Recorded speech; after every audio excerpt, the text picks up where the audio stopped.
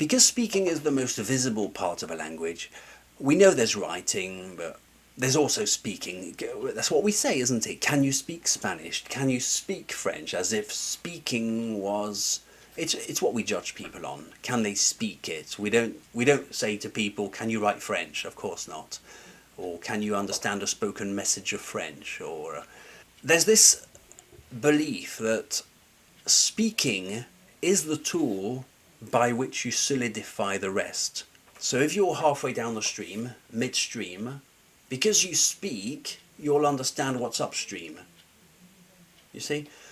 And there's this belief that because a lot of learners make their own diagnosis, and I've had that, and they say, oh, what I need to do is speak more. Okay? The problem with that, I'm willing to believe it, but the problem with that is that statistically it's going to take you years, and here's why. Same thing as in a class.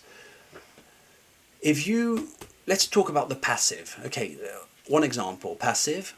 The passive is when the focus of the thing in the sentence is not doing the action. So, for example, the house was built by the men.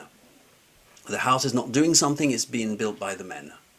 The house is being built by the men, the bicycle was stolen by someone. It's a sentence about a house, it's a sentence about a bicycle, it's just not doing anything. So this is what we call the passive, it's a passive sentence. Statistically, how long is it going to take you to understand how to use the passive, because in French and in English it's not the same?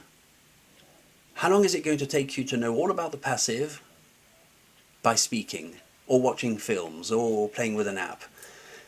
You'd have to encounter all the cases more than once.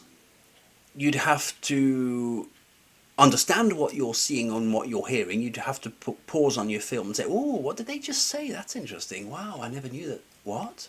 How does that work? You'd have to understand what you're seeing. You'd have to remember it. And you'd have to come across all the cases of all the important verbs in the passive, in different tenses, because there's the passive in the present, the future, and everything. Imagine the work it is. What's quicker?